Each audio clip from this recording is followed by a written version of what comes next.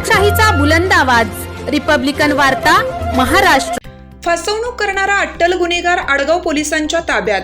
आडगाव पोलिसांकडून करण्यात आले अट्टल गुन्हेगाराला जेरबंद। नाशिकमध्ये एका अट्टल गुन्हेगाराला आडगाव पोलिसांकडून बेड्या घालत जेरबंद करण्यात आलं।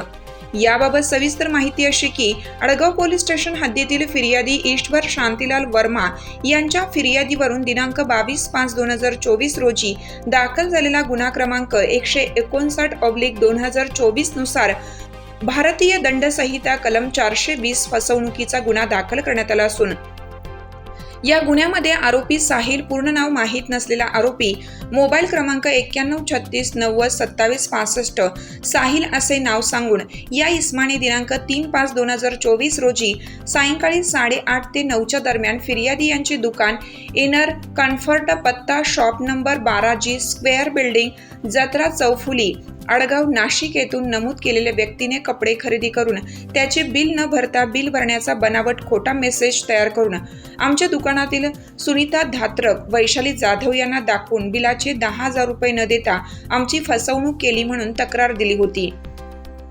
त्यानुसार या गुन्ह्यातील तपासात आडगाव पोलीस स्टेशनकडील पोलीस उपनिरीक्षक मयूर निकम यांना त्यांच्या गुप्त बातमीदाराकडून माहिती मिळाली असता या गुन्ह्यातील आरोपी हा उपनगर परिसरात आला आहे असे आढळून आले।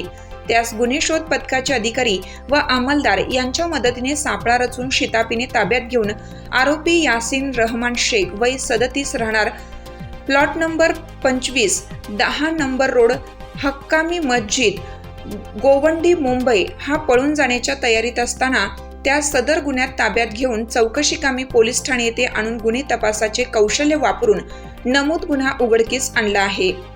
सदरची उल्लेखनीय कामगिरी नाशिक शहर पोलीस आयुक्त संदीप कर्णिक, परिमंडळ 1 चे पोलीस उपायुक्त किरण कुमार चव्हाण, पंचवटी विभाग सहाय्यक पोलीस आयुक्त नितीन जाधव यांच्या मार्गदर्शनाखाली वरिष्ठ पोलीस निरीक्षक प्रवीण चव्हाण, सहाय्यक पोलीस निरीक्षक निखिल बोंडे, गुन्हे शोध पथकाचे पोलीस उपनिरीक्षक प्रवीण दांडगडे, उपपोलीस निरीक्षक मयूर निकम, पोलीस हवालदार सुरेश नरवाडे, देवराम सुरंजे, शिवाजी आव्हाड, ज्ञानेश्वर कहांडळ, निलेश काटकर, दादासाहेब वाघ, पोलीस अंमलदार दिनेश गुंबाडे, सचिन बहिकर, निखिल वाकचौरे, इरफान शेख, अमोल देशमुख आदींच्या पथकाने ही उत्कृष्ट कामगिरी केली आहे।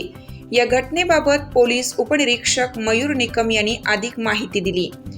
आडगाव पोलीस स्टेशनच्या अंतर्गत तक्रारदार यांचे पुनारनगर येथे जॉकी शोरूमचे दुकान आहे। तक्रारदार यांनी पोलीस स्टेशन आडगाव येथे येऊन तक्रार दिली की त्यांच्या दुकानावर एक इसम येऊन त्याने 8 ते 10 हजाराची खरेदी केली आणि खरेदी करून त्याचे जे बिल आहे ते त्यांनी ट्रान्झॅक्शन दाखवलं।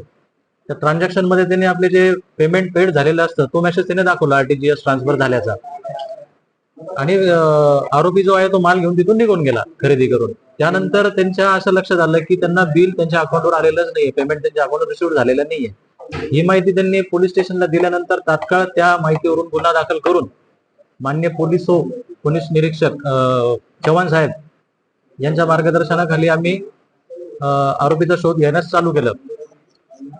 त्यानंतर आमच्या CCTV चेक केल्यानंतर आणि गुप्त बातमीदारामार्फत आम्हाला माहिती मिळाली की असा आरोपी ज्याची अशी मोडस आहे तो हा उपनगर पोलीस स्टेशनच्या हद्दीत आहे। त्यावरून पोलीस स्टेशन आडगाव येथील गुन्हा प्रकटीकरण शाखेचे पोलीस उपनिरीक्षक दायंगडे, पोलीस कॉन्स्टेबल हेड कॉन्स्टेबल वाघ, त्याच्यानंतर आपले नरवाडे, काटकर यांना सोबत घेऊन तिथं आम्ही सापळा रचला। सापळा रचून तिथं तो माहितीप्रमाणे आरोपी हा तिथं मिळून आल्यानंतर त्याला आम्ही पोलीस स्टेशन आणले। पोलीस स्टेशन आणल्यानंतर फिर्यादी जे आहेत जिथं त्याने असा गुन्हा केला होता त्या फिर्यादीने आरोपीस ओळखून आम्ही आरोपीला अटक केलेली आहे। आरोपीला अटक करून आज त्याला आम्ही कोर्टात हजर केल्यानंतर कोर्टाने आम्हाला त्याची रिमांड दिली आहे।